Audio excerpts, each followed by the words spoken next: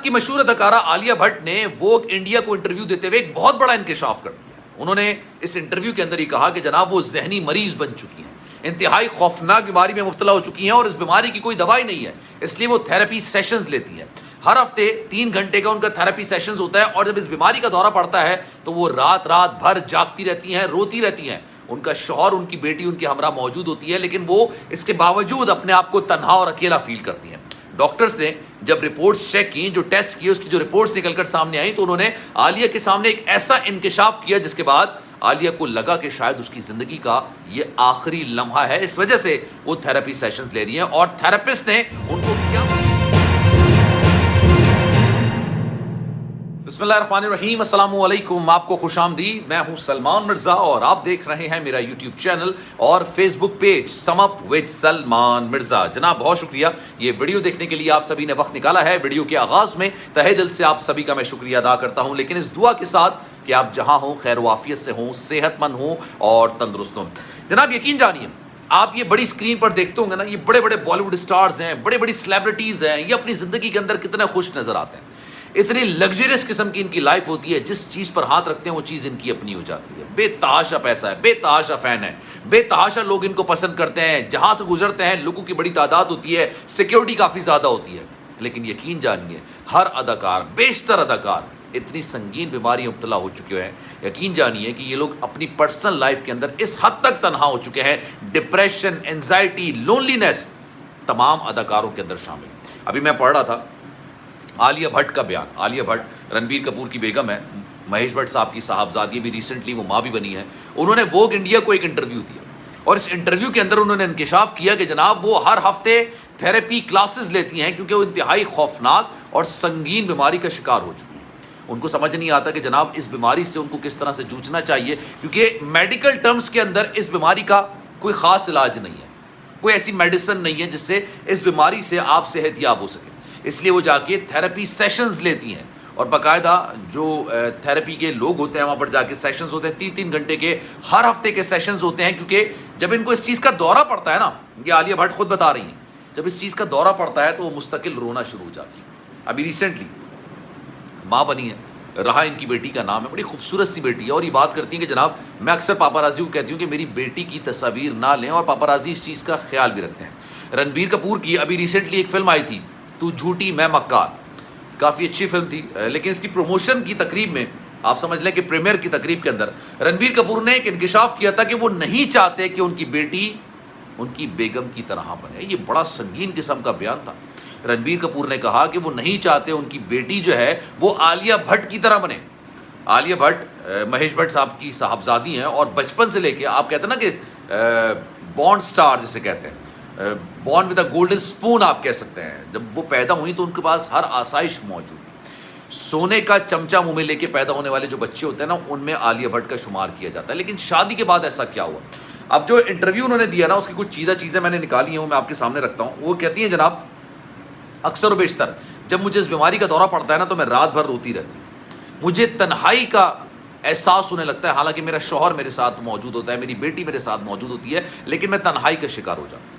اکثر لوگ یہ بات کرتے ہیں کہ ایکٹریس اداکارائیں جب ماں بن جاتی ہیں تو جناب ان کا کیریئر ختم ہو جاتا ہے, وہ اپنا کیریئر بالکل ہی تباہ کر بیٹھتی ہیں, اور یہ چیز مجھے کھائے جا رہی ہے. آپ کو پتہ ہے پبلسٹی کا نشہ, فیم نشہ, جو طاقت کا نشہ بھی آپ کہہ سکتے ہیں, دولت کا نشہ بھی کہہ سکتے ہیں, لیکن اگر یہ لوگ فلموں میں کام نہیں کریں تو ایسا نہیں کہ یہ غریب ہو جائیں گے, یہ دولت مند رہیں گے.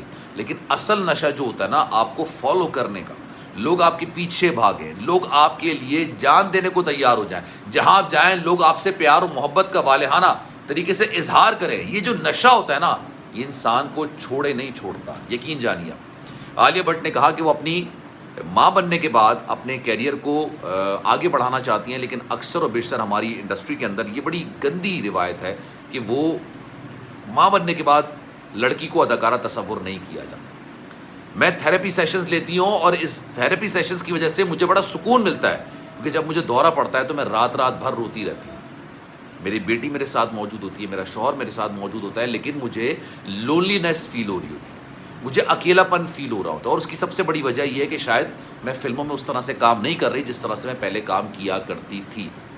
جب انسان بچپن سے اس طرح کا ماحول میں بڑا ہوتا ہے نا کہ اپنے ارد گرد دیکھتا ہے بڑے بڑے سٹارز ہیں اس کے والد صاحب کے سامنے آ کے جھک رہے ہیں، باقاعدہ طور پر عزت کر رہے ہیں، احترام کر رہے ہیں، گھر میں آنے جانے والے لوگ، ہر بڑے سے بڑا سٹار جو آپ اسکرین پر دیکھتے ہیں وہ مہیش بھٹ صاحب کے گھر پر آتا ہے اور بڑے لینینٹ طریقے سے آتا ہے۔ جب آپ اس طرح کی چیزیں دیکھتے ہیں اور پھر وہ تمام چیزیں چھنتی ہوئی آپ کو نظر آتی ہیں نا، تو یقین جانیے آپ اپنا ذہنی توازن کھو بیٹھتے ہیں۔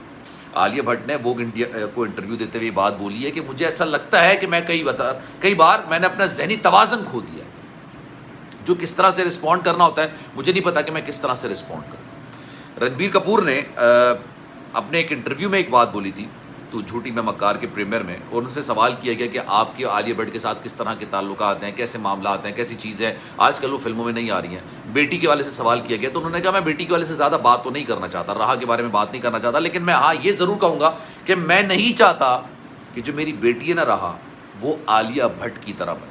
عالیہ بھٹ کے بارے میں کہا جاتا ہے کہ جناب وہ بہت زیادہ ایگریسو ہے، بہت جلدی غصے میں آتی ہیں، لوگوں کی زیادہ عزت نہیں کرتی ہیں، احترام نہیں کرتی ہیں، بدتمیزی سے بات کرتی ہیں، اور اس کی وجہ ہے کیونکہ وہ بہت ہی لاڈ اور بہت ہی پیار و محبت کے ساتھ بڑی ہوئی ہیں۔ جسے کہتے ہیں نا ڈیڈا کی پرنسز، ڈیڈس پرنسز، وہ تصور کی جاتی ہیں۔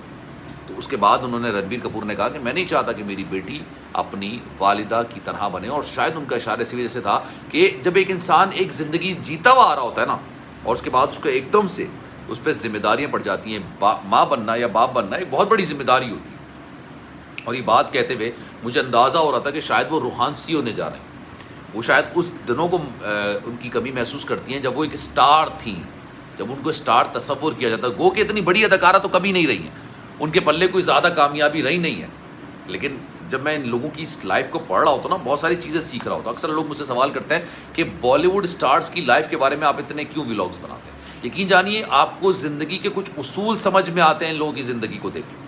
پیسہ واقعی میں ہر چیز نہیں ہوتا ہے، فیم واقعی میں ہر چیز نہیں ہوتی ہے۔